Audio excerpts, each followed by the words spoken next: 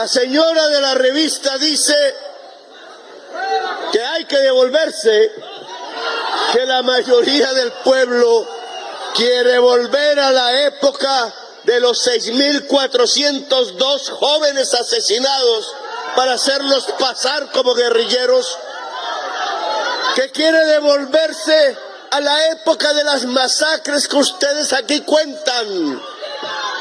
Olvidados ya piensan que el pueblo ha olvidado la noche negra en donde el campesinado de Colombia tenía que cerrar las puertas o irse a dormir en la montaña o en el monte al lado de la casa para no ser sorprendido por las hordas vestidas de negro y con fusiles que podían matar decenas de campesinos en una sola noche de horror y de terror, en una orgía de sangre. Y le estoy pidiendo que haya inversión en los proyectos productivos para las tierras de ustedes. Yo apoyo la reforma agraria. Yo apoyo el TECAN. Lo he hecho desde mi administración. Hoy es un día histórico para el departamento de Cesar. Hoy, más de 9.500 hectáreas, alrededor de 10.000, inician y se entregan de forma clara a organizaciones campesinas. Yo ahí acompañaré, no para otro gobierno de Petro, no, para otro gobierno del pueblo, sí, como ha demostrado López Obrador en México, que hay que seguir subiendo la escalera, pero ya no para ganarse un gobierno, sino para ganarse el poder de todo el Estado, en todos los rincones del país, porque el único dueño del poder en una democracia es el pueblo de Colombia.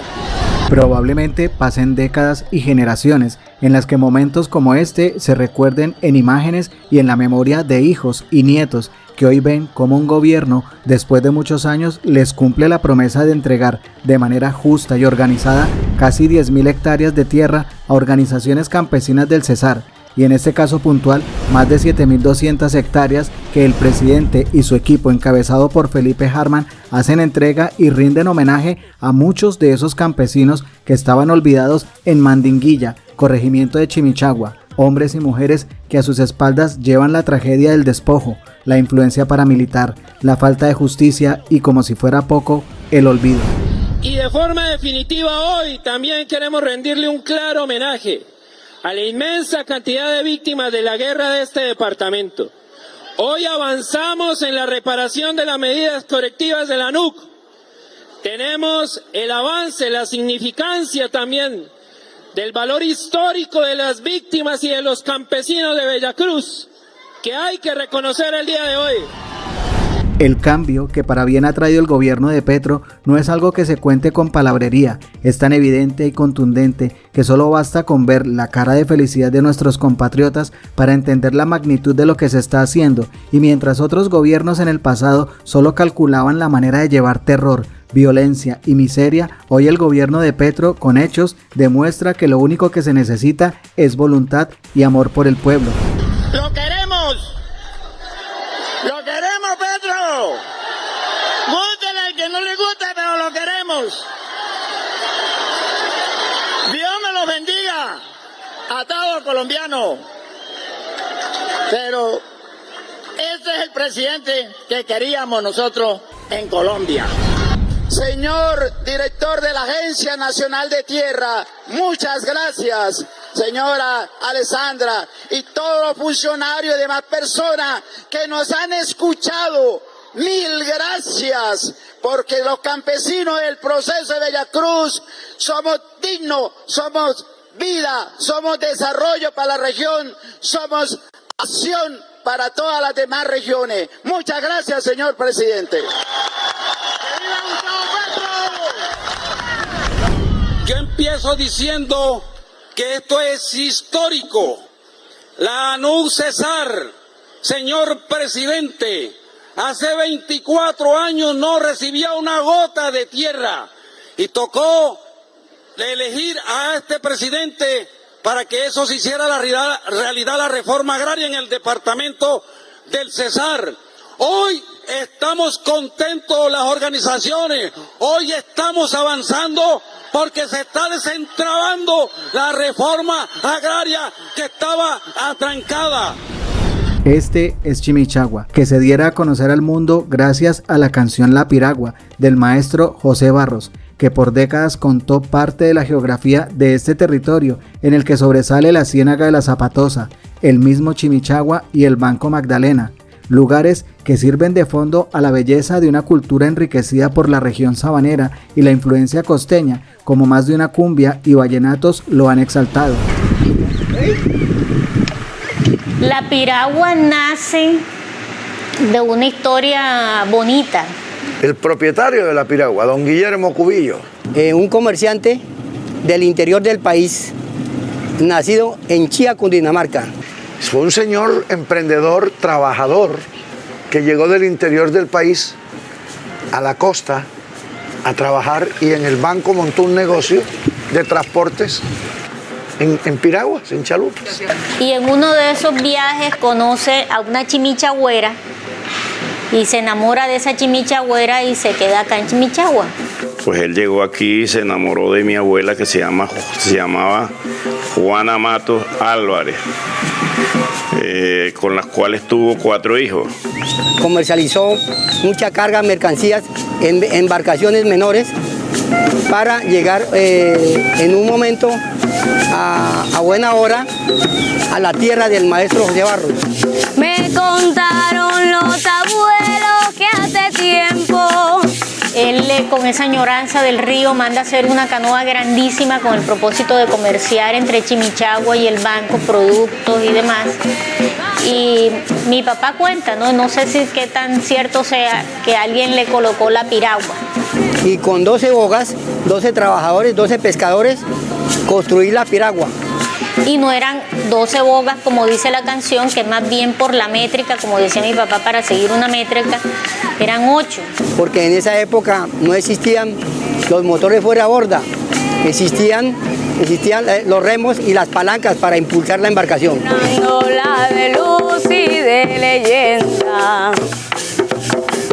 En la piragua de Guillermo Cubillo. Y Guillermo Cubillo era un tipo, en ese entonces la gente a pesar del calor vestía cerrado con saco blanco de lino, sombreros, era un tipo muy elegante. Así como lo estoy representando, lo estoy personificando en este momento, blanco, elegante, un cachaco muy disciplinado. Pero sin duda su tesoro más grande es la gente, por su alegría, autenticidad y calidez. Y gracias al presidente Gustavo Petro, otra vez el mundo confirma que Colombia es el país de la belleza y que en este pequeño homenaje a Chimichagua vale la pena visitar este sitio turístico que tiene su propia magia. En este nuevo discurso, el presidente resalta la importancia que tiene continuar con el programa de gobierno que él ya ha demostrado que se puede cumplir, incluso con todo en contra. Y aunque infortunadamente en Colombia no hay reelección, es importante elegir a su sucesor o sucesora de manera certera y confiable para seguir subiendo la escalera. Un saludo muy especial a todas las familias beneficiadas con la entrega de estas tierras, a las asociaciones campesinas de Chimichagua, Astrea, Aguachica, Gamarra, La Gloria, San Martín y Valledupar, lideresas y líderes sociales y comunales, víctimas y representantes de las etnias indígenas, afrodescendientes y personas con diversidad funcional en situación de discapacidad, así como la población LGBTIQ+. Alcalde del municipio de Chimichagua, José David Rocha Quintero y su esposa, Mayra Alejandra. Directores, ministras, ministro y funcionarios del Gobierno Nacional, alcaldes municipales, al grupo de danzas de la Casa de la Cultura del municipio de Astrea, medios de comunicación y en general a todas y todos los asistentes que nos acompañan en el día de hoy.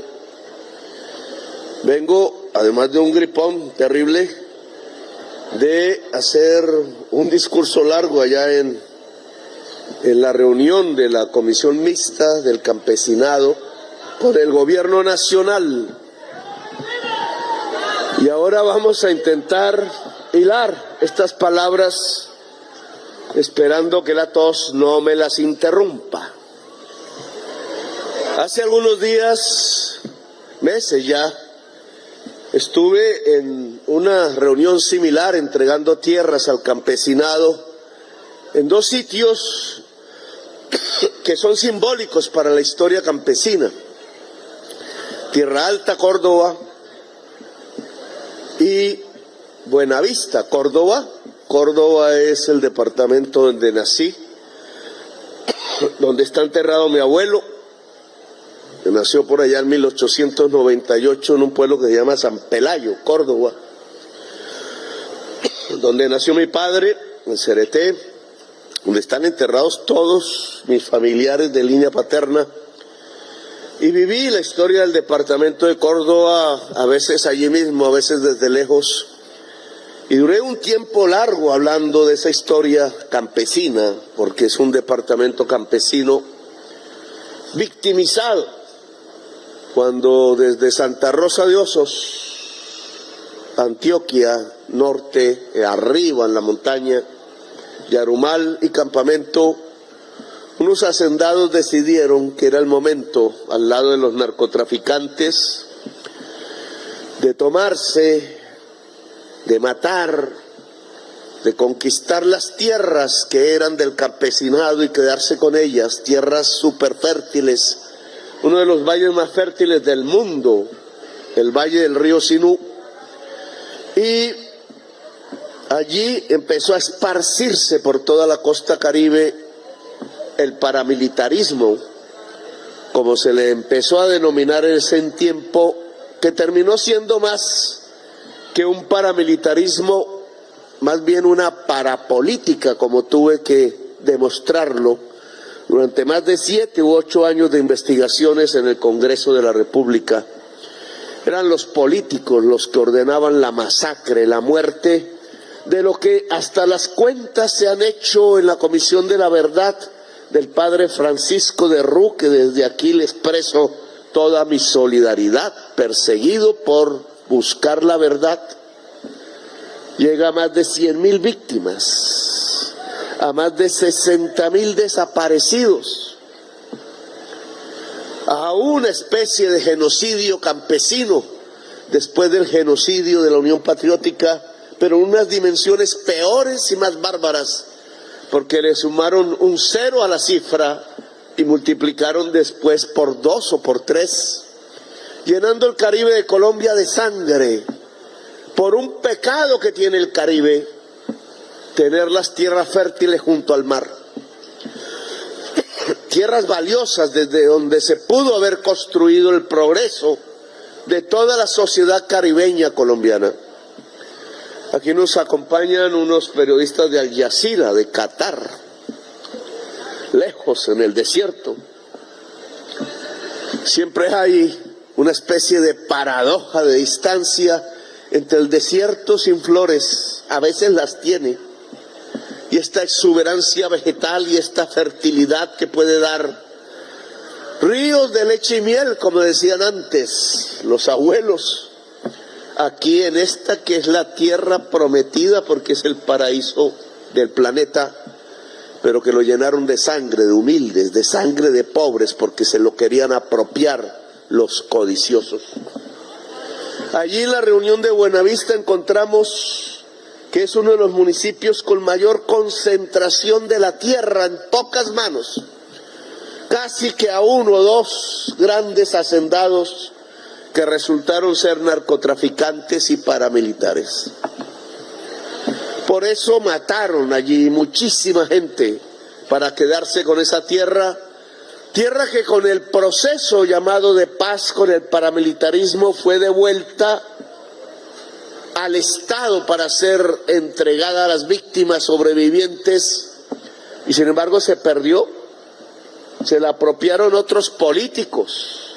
No querían devolver la tierra, usaron incluso nuevos instrumentos armados, violentos, para que el campesinado no pudiera asomarse a lo que fue su terruño, su lugar de nacimiento y su lugar de trabajo, para que no volviera a ser propietario de su lugar, de su territorio, para que siguiera siendo un campo desolado en términos de que no se cultiva, una vaca por allí andando cada 2 o 3 hectáreas, porque el poder no consistía en hacer producir la tierra, como sabe hacerlo el campesino y la campesina, sino simplemente en tenerla para demostrarle a los demás que se es hombre macho, que se es guerrero quizás, que se es rico y poderoso solamente por tener miles de hectáreas acumuladas sin que la tierra cumpla una función social. Feudalismo, decíamos en el Congreso de Colombia esta mañana, porque solo en el feudalismo la riqueza es tener tierra, porque en el capitalismo la riqueza es producir y no tener tierra, producirla. Aquí en este lugar hay otra historia en el sur del Cesar. Yo estuve aquí de joven, 27 años también. Dormía en algunas casas campesinas de una recuperación que quedaba, recuerdo yo, se bajaba uno del bus en la mata, en el burro, y cogía a mano izquierda hacia la línea férrea que viene de Barrancabermeja. Se pasaba la línea férrea y se llegaba a unas recuperaciones de tierra del campesinado sobre haciendas, una de las cuales había sido del señor Marulanda. Allí dormí varias noches en casa campesina, y hay que decirlo con franqueza, armado, porque no sabía en qué momento iban a llegar por mí. Me dedicaba a organizar el campesinado en el sur del Cesar. No sé si aquí hay alguno que me haya visto en aquel entonces, año 1987. ¿Tú? Párate a ver cómo es. Poncho Suárez, el único edil que tiene usted en el lugar de Colombia Humana. ¿Tú me viste? Sí, señor. Bueno, Poncho. Compañero, ¿cómo estás? Allí habían... Compañero. Yo soy un amigo, ¿Sí, tú? un amigo y compañero suyo de ayer. No te alcancé a oír. Soy un amigo y un compañero y amigo suyo de ayer, hoy, mañana y siempre. José Bueno. Galván Acosta. Gracias, compañero, muy amable. Y le voy a mandar algo. El paso por el sur del Cesar se me complicó un poco. Pasaba por la base Morrison y sabía que no era una base del ejército, sino del paramilitarismo.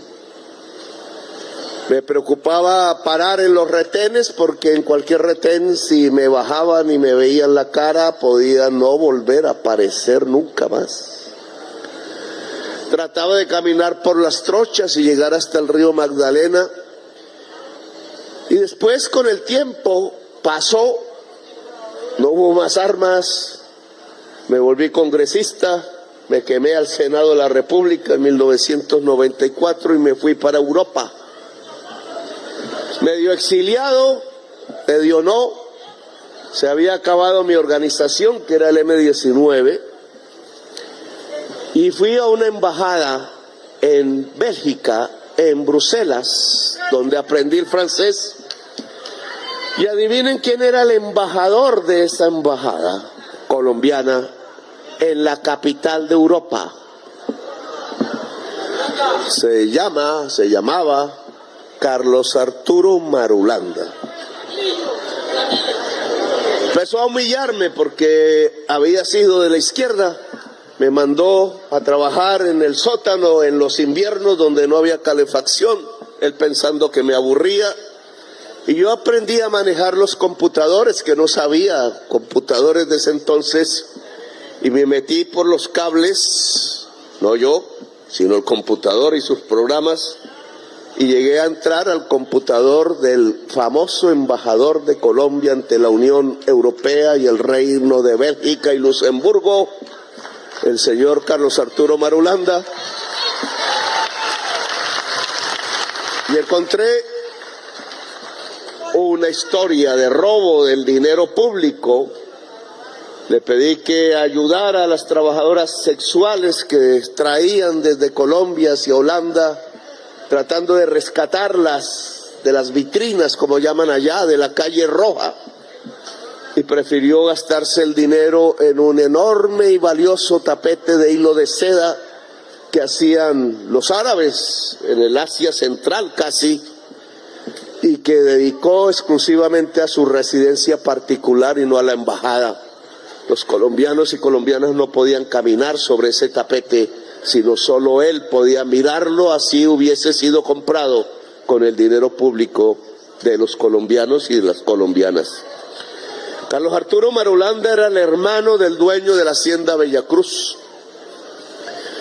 Se dedicaba a los negocios del banano y del agro de los grandes hacendados del Caribe colombiano. Utilizaba el puesto para enriquecerse particularmente y defendía a los gobiernos de Colombia cuando había debates sobre los derechos humanos, sobre las matanzas y las masacres que en el Parlamento Europeo de vez en vez se daban sobre el caso colombiano. Estaba ya exclusivamente pago por el erario, delegado por los gobiernos y los presidentes, solamente para ocultar la verdad de una masacre que a lo largo y ancho de Colombia en los años 90 se extendía, como que estaban matando 100.000 campesinos, como que estaban desapareciendo 60.000 más. Se veía por la televisión y lo ocultaban ante el mundo.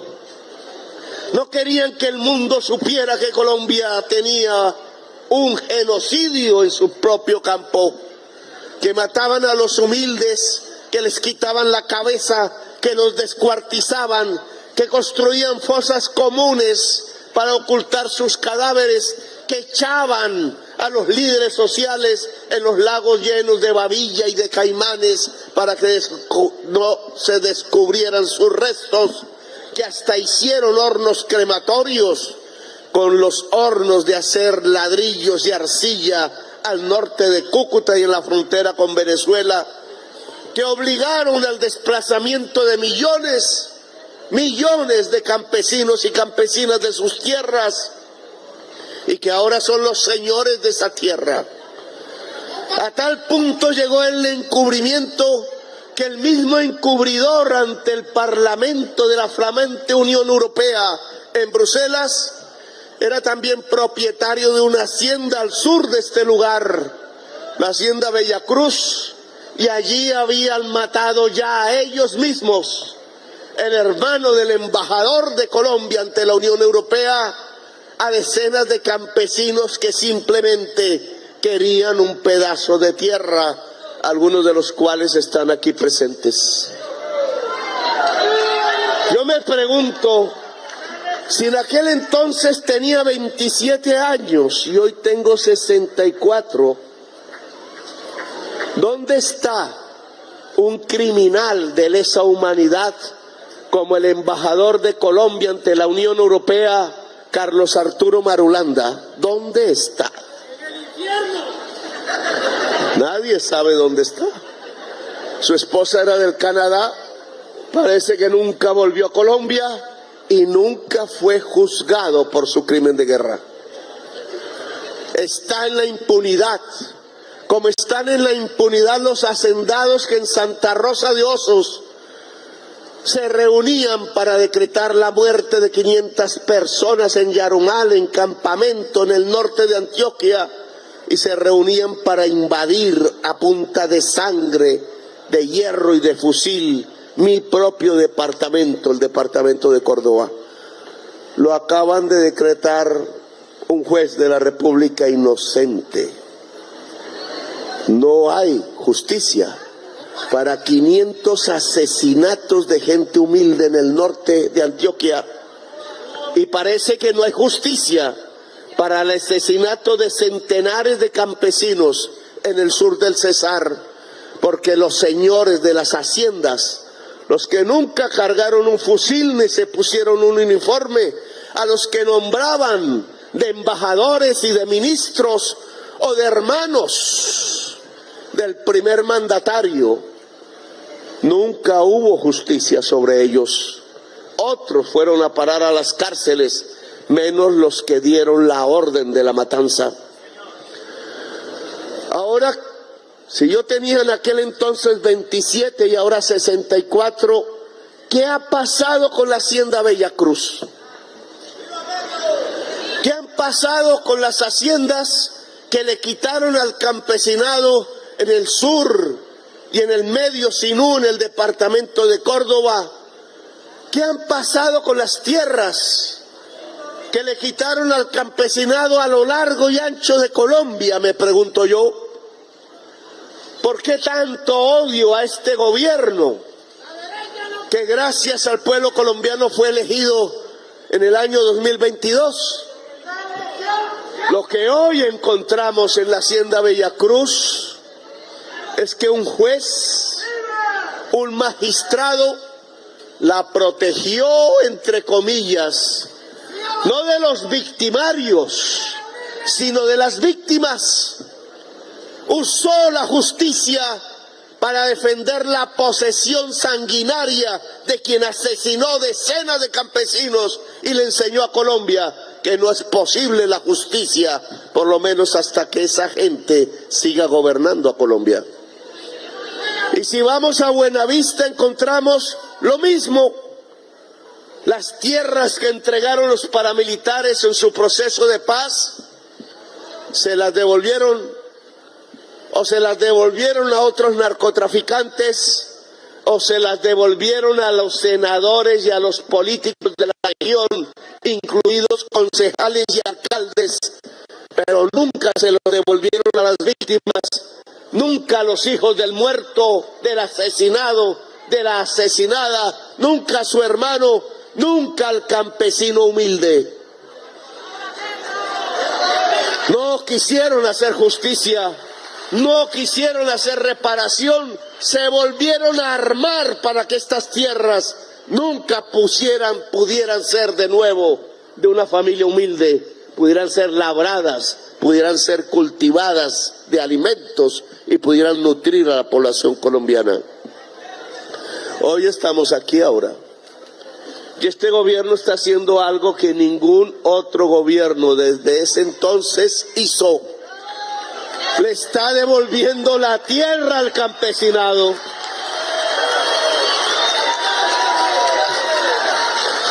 Está haciendo justicia ya que no hubo justicia. Este gobierno se ha vuelto justiciero y ha vuelto a levantar una bandera. La bandera de la justicia social, la bandera de que esta patria es de su propio pueblo y de nadie más, la bandera de la reforma agraria que aquí adelantamos, el que 22.000 hectáreas, todavía le falta un cero a esa cifra, se le hayan ya entregado a partir hasta el día de hoy al campesinado del departamento del Cesar, me parece un hecho fundamental. Ese es el cambio.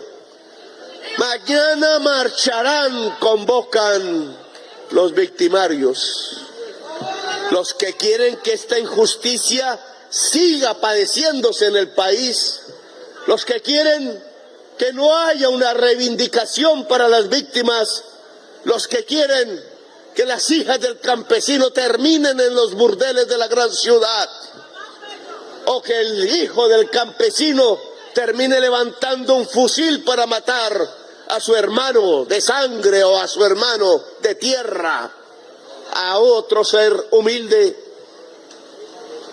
Y nosotros decimos que pueden marchar porque se los vamos a permitir. Ni un gas lacrimógeno, ni una mujer violada, ningún joven con pérdida de ojo, ninguna persona aprisionada, ninguna persona tratada de terrorista, como hicieron con centenares de miles de jóvenes que quisieron protestar hace 3 o 4 años en este país.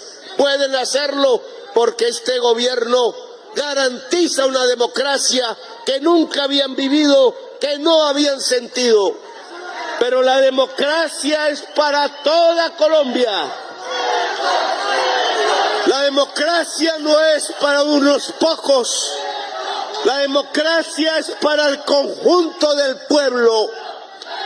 Y entonces el pueblo de Colombia tiene que decidir. ¿Nos quedamos con 22.000 hectáreas o pasamos a 220.000 hectáreas? ¿Qué quiere el departamento del Cesar? En unos años, en apenas 2 o 4 años, las minas del carbón que están al norte exportando carbón al mundo se van a cerrar porque el mundo ya no puede comprar carbón porque extingue a la humanidad. Y ahí queda un ferrocarril moderno que va a 2 puertos, el de Santa Marta y el de Puerto Bolívar en el norte de La Guajira. ¿Los dejamos oxidar o los llenamos de alimentación para que vaya esa alimentación a Qatar, al mundo árabe, al mundo de África, a Europa o a los Estados Unidos?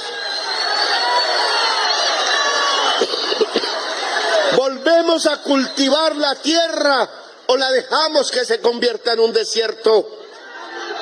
¿Volvemos a construir un Cesar que sea agricultor, que mire al sol y use el sol como energía limpia, que use el ferrocarril y salga al mar y que mire al mundo como un instrumento de su propia prosperidad?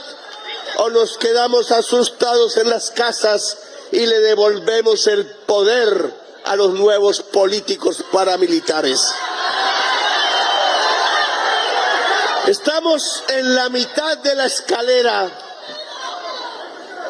En el 2022, después de las grandes movilizaciones populares urbanas, subimos media escalera y estamos en la mitad de este gobierno, en la mitad de la escalera. ¿Hay que subir o hay que devolverse?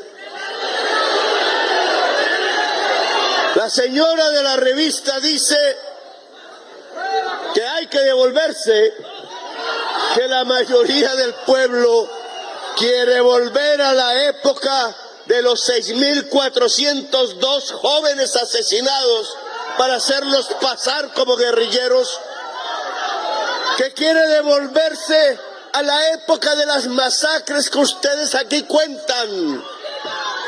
Olvidados ya piensan que el pueblo ha olvidado la noche negra en donde el campesinado de Colombia tenía que cerrar las puertas o irse a dormir en la montaña o en el monte al lado de la casa para no ser sorprendido por las hordas vestidas de negro y con fusiles que podían matar decenas de campesinos en una sola noche de horror y de terror, en una orgía de sangre.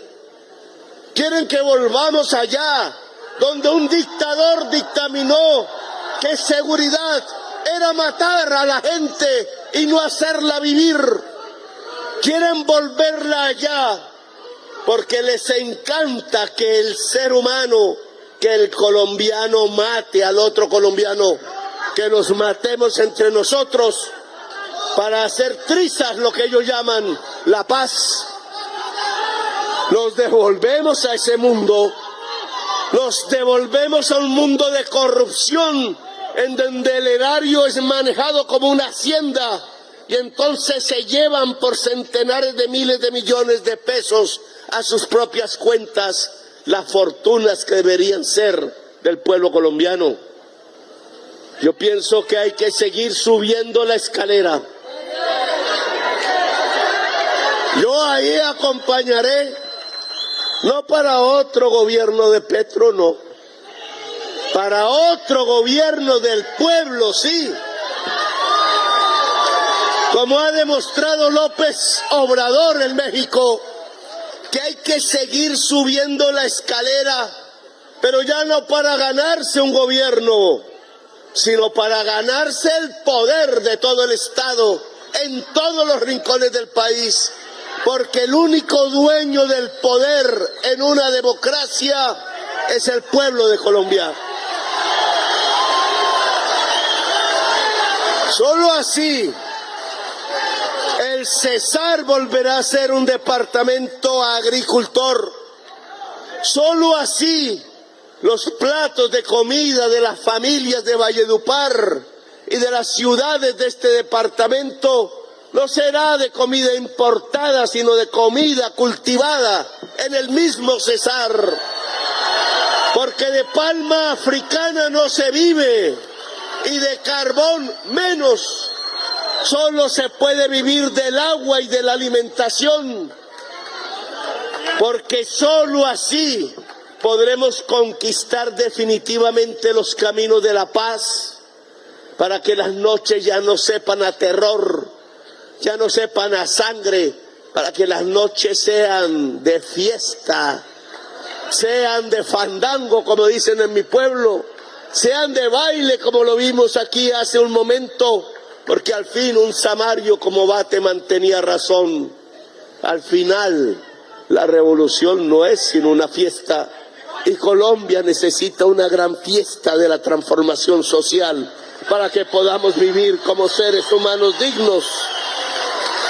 Yo los invito a subir el resto de la escalera para que el sueño de Bolívar sea realidad. Una república democrática en donde las gentes de Colombia puedan ser las dueñas de su propio destino, puedan ser las dueñas de su propio baile, puedan ser las dueñas de su propia canción que podremos cantar en conjunto a las estrellas, al sol y a nuestros semejantes. ¡Que viva la reforma agraria en Colombia! ¡Que viva la reforma agraria en Colombia! Gracias, muy amables, por haberme escuchado. Gracias por hacer parte de la comunidad Magenta Radio. Si te gustó el video, por favor compártelo, comenta y por supuesto darle like. Nos vemos en el siguiente video.